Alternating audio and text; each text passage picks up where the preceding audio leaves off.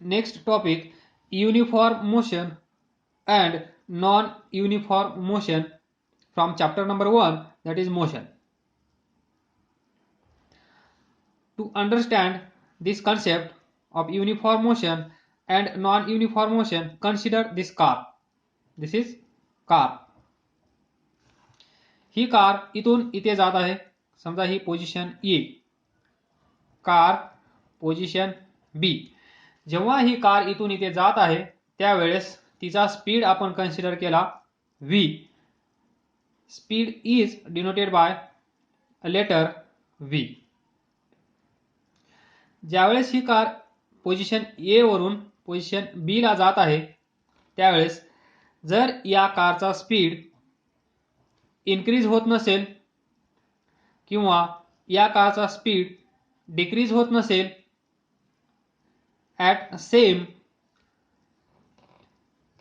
or equal intervals of time, equal intervals of time. आता पहा, equal intervals of time म्हणजे काय. समजा या कारला इथे जाण्यासाठी वेळ किती लागला, समजा 4 सेकंद. 4 सेकंदामध्ये ही कार ए पोझिशन वरून बी पोझिशनला पोहोचली एवढ्या टाइमामध्ये. तर या 4 सेकंदाचे 4 पार्ट करा. पहिला सेकंद, दुसरा सेकंद, तिसरा सेकंद, चौथा सेकंद. टोटल किती झाले, 4 सेकंद. समजा ही कार इथून इथे गेली तर distance between A and B is, पहा ए बी डिस्टन्स आहे समजा 200 मीटर. तर पहिल्या सेकंदामध्ये ती कार 50 मीटर गेली असेल, दुसऱ्या सेकंदामध्ये ती 50 मीटर गेली असेल, तिसऱ्या सेकंदामध्ये ती 50 मीटर गेली असेल, चौथ्या सेकंदामध्ये ती 50 मीटर गेली असेल. टोटल डिस्टन्स किती झालं, 200 मीटर. 4 सेकंदामध्ये 200 मीटर. पण कंडिशन पहा, पहिल्या सेकंदामध्ये 50 मीटर, दुसऱ्या सेकंदामध्ये 50, तिसऱ्या 50, चौथ्या 50. म्हणजेच या कारची मोशन कशी आहे, युनिफॉर्म. ती डिक्रीज होत नाही किंवा ती इन्क्रीज पण होत नाही. ती एका कॉन्स्टंट स्पीडने ती कार जात आहे. त्याला आपण म्हणतो युनिफॉर्म मोशन ऑफ बॉडी किंवा युनिफॉर्म मोशन ऑफ कार और युनिफॉर्म मोशन ऑफ ऑब्जेक्ट. फिजिक्समध्ये हे 3 वर्ड तुम्हाला पाहायला भेटतील. Uniform motion of car, uniform motion of body, uniform motion of object और uniform motion of particle. Car, object, particle और body, हे 4 शब्द. तर कन्सेप्ट समजली. युनिफॉर्म मोशन म्हणजे काय, जेव्हा एखादा ऑब्जेक्ट एका पोझिशन पासून दुसऱ्या पोझिशनला जात असेल त्यावेळेस त्या ऑब्जेक्टचा स्पीड ना डिक्रीज ना increase should have uniform speed. म्हणजेच इक्वल इंटरवल ऑफ टाइम. पहा, इक्वल इंटरवल ऑफ टाइम. पहा, 1 सेकंद 1 सेकंद 1 सेकंद 1 सेकंद. म्हणजेच 0 to 1 1 second, 1 to 2 1 second, 2 to 3 1 second, 3 to 4 1 second. याला म्हणतात इंटरवल, इक्वल इंटरवल. पहा, 0 to 1 1 सेकंद आहे, 1 to 2 1 second, 2 to 3 1 second, 3 to 4 1 second. That is equal interval of time. प्रत्येक वेळेस एका सेकंदामध्ये ती कार 50 मीटर पुढे जात आहे. त्याला आपण म्हणणार uniform motion. Body has uniform motion if it travels equal distance. Definition, equal distance in equal interval of time. Body covers equal distance in equal interval of time. पहिल्या इंटरवल मध्ये म्हणजे पहिल्या सेकंदामध्ये 50च आहे आणि चौथ्या सेकंदामध्ये पहा 50च आहे. दुसऱ्यामध्ये पहा 50च आहे. इक्वल डिस्टन्स दॅट इज 50 आणि इक्वल इंटरवल ऑफ टाइम म्हणजे 1 सेकंद. प्रत्येक सेकंदाला जर ती कार 50 मीटरच पुढे जात असेल प्रत्येक सेकंदाला, मग ती मुंबईवरून निघालेली कार दिल्लीला पोहोचेपर्यंत जर ती प्रत्येक सेकंदाला 50 मीटरच जात असेल तर त्या कारचा स्पीड युनिफॉर्म स्पीड आहे असं आपण म्हणायला काही हरकत नाहीये. Then opposite to this uniform motion we have non uniform motion. जर असं घडत नसेल तर आपण डायरेक्ट काय म्हणायचं, नॉन युनिफॉर्म मोशन आहे. One more thing in uniform motion, पहा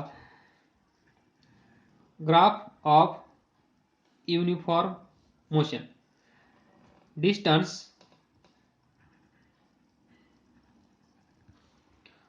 time, graph for body having uniform motion is straight line. Straight line याला म्हणणार आपण युनिफॉर्म मोशन. या कारचा स्पीड किंवा ऑब्जेक्टचा स्पीड किंवा पार्टिकलचा किंवा बॉडीचा स्पीड जर युनिफॉर्म असेल तर डिस्टन्स आणि टाइम, पहा हे डिस्टन्स आणि त्याला कव्हर करण्यासाठी लागणारा वेळ या दोघांचा ग्राफ जर आपण काढला, एक्स ॲक्सिस वर टाइम, वाय ॲक्सिस वर डिस्टन्स घेऊन ग्राफ तयार केला तर तो ग्राफ आपल्याला असा भेटेल, straight line passing through this origin.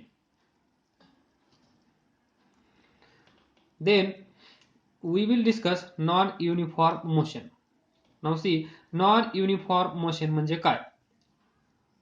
In short, थोडक्या शब्दामध्ये संपवायचं झालं तर जिथे युनिफॉर्म मोशन नसेल तिथे आपण म्हणणार नॉन युनिफॉर्म मोशन आहे. म्हणजेच याच्या उलट सर्व डिस्कशन. ही कार इथून इथे जात आहे तर पहिल्या सेकंदामध्ये समजा ती 25 मीटर जात असेल, नंतर दुसऱ्या सेकंदामध्ये ती 30 मीटर जात असेल, नंतर तिसऱ्या सेकंदामध्ये ती 10 मीटर जात असेल, नंतरच्या सेकंदामध्ये ती 40 मीटर जात असेल. पहा पहिल्या सेकंदामध्ये 25 मीटर डिस्टन्स कव्हर केलं, दुसऱ्या सेकंदामध्ये 30 मीटर डिस्टन्स ट्रॅव्हल केलं, तिसऱ्या सेकंदामध्ये 10 मीटर डिस्टन्स ट्रॅव्हल केलं आणि चौथ्या सेकंदामध्ये 40 मीटर डिस्टन्स ट्रॅव्हल केलं. तर कुठल्याही वेळेस प्रत्येक सेकंदाला या कारचा स्पीड चेंज होत आहे. मग तो स्पीड इन्क्रीज होत असेल, पहा इथे इन्क्रीज झाला, इथे डिक्रीज झाला, परत इथे इन्क्रीज झाला. म्हणजे इन्क्रीज होत असेल किंवा डिक्रीज होत असेल, परत इन्क्रीज होत असेल, परत डिक्रीज होत असेल, what ever it may be. जर त्या कारचा स्पीड सेम नसेल त्या दिलेल्या टाइम इंटरवल मध्ये तर आपण त्याला काय म्हणणार, non uniform motion. Body has non-uniform motion. This car has non-uniform motion if it travels unequal distance. What? Unequal distance in equal interval of time. 1 second, 1 second, 1 second, 1 second, equal interval of time. But in each second, distance traveled by this car is not same. That is unequal distance. प्रत्येक सेकंदामध्ये ती car वेगळं वेगळं distance travel करत आहे. कधी कमी होत आहे, कधी जास्त होत आहे. म्हणजे इन्क्रीज होत आहे, डिक्रीज होत आहे, त्याला आपण म्हणणार unequal distance in equal interval of time. प्रत्येक सेकंदाला ती कार अनइक्वल डिस्टन्स ट्रॅव्हल करत आहे, कधी कमी कधी जास्त. त्यावेळेस आपण त्या कारचा जो स्पीड असेल, जी मोशन असेल, त्याला आपण म्हणणार नॉन युनिफॉर्म मोशन और नॉन युनिफॉर्म स्पीड. इथे युनिफॉर्म स्पीड, इथे नॉन युनिफॉर्म स्पीड. पहा, जर आपण आपल्या बिल्डिंगच्या वर उभारलो आणि तिथून जर आपण टेरेसवरून खाली एक स्टोन फेकला, तर तो जो स्टोन असतो, समजा बिल्डिंग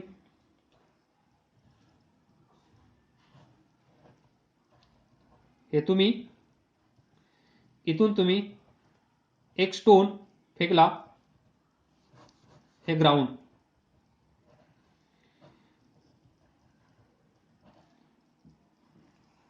तर काय होईल, हा स्टोन पहा, ही जी मोशन आहे,